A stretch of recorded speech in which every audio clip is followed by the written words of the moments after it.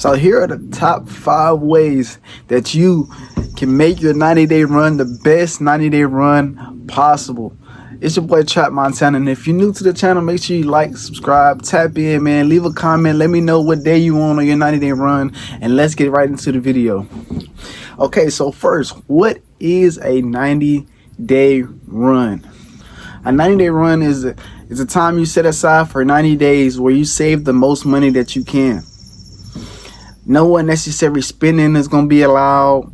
No going out partying, having a good time. You can have fun, but no unnecessary spending.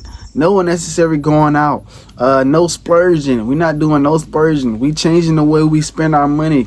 We're not spending all our money on DoorDash and Uber Eats. No unnecessary spending at all. So for my 90 days, I have a list of rules that I set aside that I cannot break. So first rule is I have to pray daily, have to meditate every day, have to work out 3 to 4 times a week, have to no unnecessary spending, I have to post content 4 times a week. And right now I have a realistic goal. There's a lot of creators on YouTube right now that are saving 10, 20K on 90-day runs, but I work at a gas station, so I'm not able to save as much as some other creators have been able to save. So I have a realistic goal of saving 3K in 90 days. If I can't save 3K in my first 90 days, I will be going on another 90-day run to reach that 3K goal, because I will not stop at anything to reach my goals. That's one thing about me. Once I set a goal, I'm steadfast on making sure that goal happen. I really can't see myself not winning, so every time I set a goal, I have to hit that goal. Let's get straight into the tips on what can make you the most amount of money on your 90-day run. So the first rule is you have to go ghost. And what does that mean? Going ghost is not cutting off everyone you know, deleting all your social media apps. That is a way that you could go ghost, but going ghost is basically cutting off unnecessary ties. People that are not serving your purpose in your 90-day run. They're not benefiting you at all. They're not helping you to make more money. It could be cutting off people that are emotionally draining you, physically draining you, mentally draining you. This is the time where you cut off people that are not in your best interest of your 90-day run. And it's not necessarily cutting them off. It's basically setting them aside until your 90-day run is over. 90-day run is not a time for distractions, right?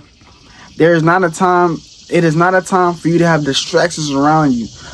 Going ghost. It's not a time to be on social media, popping bottles, going to the clubs, going to the parties, the after parties, going to the movies, going to the mall, going here, going there, doing this and doing that.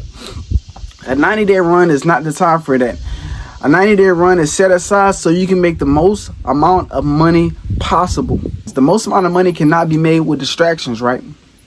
So you have to go ghost. Me personally, I deleted my social media apps. So for me, I deleted certain social media apps because I was distracted by doom scrolling. I would doom scroll for hours, and it would cause me to procrastinate, and it would cause me not to get things done. I would overthink, procrastinate. I would watch others. That's the main thing. I would watch others, the way others people's lives were, their successes, their trips they're taking, their popping out to the club events, their family events. I would watch everything everybody else was doing, and I would become distracted on my own personal goals, and I would not fulfill the goals that I had set aside for myself. So in my 90-day runs, I made sure that I deleted social media. It did not serve the purpose of me. It did not serve the purpose of me making more money. It did not go towards my paychecks. Social media was not paying me, right? Social media was only distractions for me to see others. And that was not a risk that I was willing to take on my 90-day run.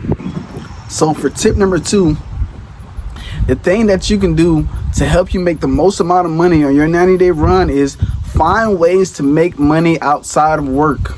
And that could be doing things like DoorDash and Uber Eats, Instacart, the Walmart app, right? Make sure you find ways to make money outside of work, extra money. That could be even doing things the old-fashioned way, like finding a lawnmower and going cutting the grass for $25 a yard or $30 a yard, right? Make sure you find ways to make money for work. You have to take out extra time to do these things.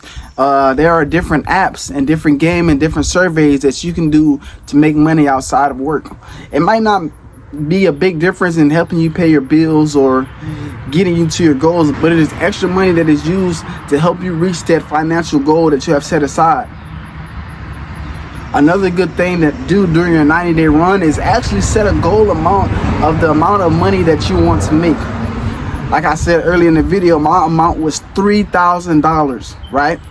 And that is not super big compared to other creators on the app, but it is a financial goal that I have set aside for myself to make the money that I want to make and invest in the ways that I want to invest my money in. Make sure that you are utilizing different ways to make money outside of work. And if you don't have a way that you can make money outside of your 9 to 5, this is the time that you set aside maybe 2 to 3 hours a day to learning a skill. A skill is a trade that makes you money. If you don't have a skill, you cannot make any extra money outside of work. Now, driving is a skill. DoorDash is a skill. But there are other things that you can do as a skill to make more money. Cutting lawns is a skill, right?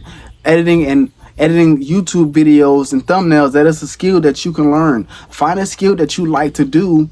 Use that skill to make more money. And by making more money, it'll help you reach your goal faster or even surpass the goal that you have on your 90-day run. So for tip number 3, it ties back into what I was saying, is you have to make goals for yourself. If you're not making goals for yourself, you have nothing to achieve for. You have nothing to look forward to be able to hit. So you have to make goals for yourself, even if they're minute goals. You can say every paycheck, I'm going to save $200. That is my personal goal. My personal goal is every paycheck, I get paid about $450 a week. I'm going to save $300 to $200 every paycheck, and that is going to help me save money, and while also being able to support my bills, food, things like that I need. Mind you, things that I need, not anything that I want, but things that I need. Right? So set these goals for yourself. Set weekly goals for yourself. Set daily goals for yourself, and set long-term 90 goals for yourself. Again, my daily goals is I have to pray daily. I have to meditate daily. What does that mean? Meditate daily is I am praying, I am reading my Bible, and I am in a space where I'm not talking, but I'm listening for the voice of the Lord to talk to me. And that might come through scripture. It might come through my spirit. I might get an idea or a thought, but that is what meditating is. I have to work out 3 to 4 times a week. I have to be in the best shape possible. If you make healthy choices, those things start to correlate in your life. So if I can stay disciplined in the gym, that helps me to stay disciplined in my finances, because I don't want to go to the gym every day. Let's be honest. I don't want to work out and tire my body every day. I don't want to save all my money and not be able to spend it on the things that I want to. But because I am disciplined in the gym, that is making me more disciplined in my finances, in my daily goals, in my weekly goals. I'm more finances by saving every week, and my 90-day run goals by reaching the amount of money that I'm trying to get to. It has helped me be more disciplined and more honorable amongst myself. It builds my character.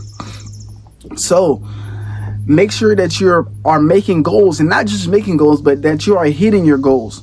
You don't want to make goals and then self-sabotage yourself and not hit your goals. Or you don't want to make these goals and then you fail your own promises to yourself and not hit your goals. You have to keep the promises that you make to yourself, so that way you are reliable to yourself. You are reliable to yourself, and you start to do the things that you tell yourself that you want to do. I might tell myself that I have a goal of doing something, and because I've been disciplined in other areas of my life, now I am able to hit this goal. So for tip 4, if you want to have the best 90-day run of your life, this is one of the most crucial steps. You have to pay yourself first.